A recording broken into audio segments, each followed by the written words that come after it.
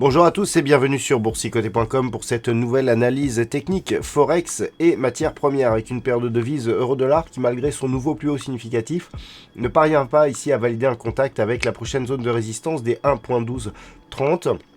On revient malgré tout sur une zone qui était déjà un support, qui était précédemment une résistance. Je vais bien sûr parler ici de la zone des 1.1095 qui nous provoque un contact ici avec la moyenne mobile 20 exponentielle. Donc malgré ce manque de dynamique, on reste sur une tendance plutôt haussière. Donc d'évolution entre la zone des 1.1095 et en direction ici de la zone des 1.1230. En cas de rupture ici de cette zone, eh bien on validerait un signal de consolidation possible avec un risque de retour probable ici sur la zone des 1.0990. Alors si on trace les retracements de Fibonacci, eh bien nous pouvons constater ici que si on tient compte de ces points hauts significatifs, on est en train de tester ici le retracement à 23,6% et que si la cassure ici se validait, eh bien nous avons un premier objectif ici sur la zone des 1.1046 et un deuxième objectif donc sur la zone des 1.0990 qui se situe juste dans la zone 50,618. Et puis sur le câble, nous avons eu une attaque ici assez agressive de la zone des 1.2780. Je rappelle que cette zone est un niveau majeur de l'évolution ici de la paire de devises GBP-USD.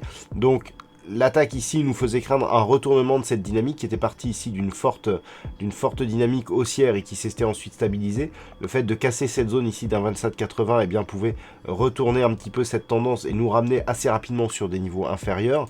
Alors là on n'est plus du tout sur la même configuration puisque le test ici assez agressif n'est pas parvenu à faire casser durablement la paire de devises par rapport à cette zone. Au contraire, on a retrouvé un mouvement ici qui a retrouvé ce niveau en tant que support et qui commence ici à reprendre le chemin de la hausse. Malgré tout, tant que les cours se situent ici entre 1,2780 et 1,2960, nous sommes toujours dans une phase de neutralisation court et moyen terme.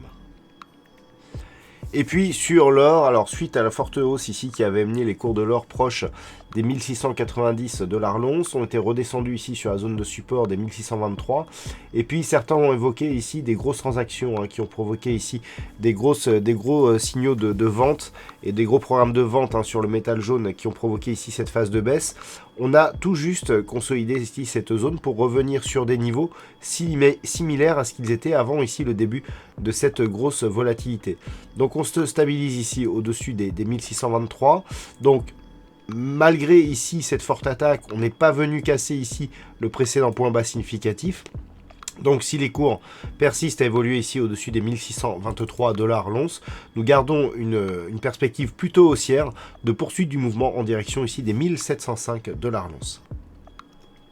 Et puis enfin sur le WTI, il semblerait que l'on ait épuisé ici la force qui avait animé le rebond technique, qui avait fait partir le WTI d'une zone de support ici à 43,30 sur des niveaux proches ici des 49 $ le baril.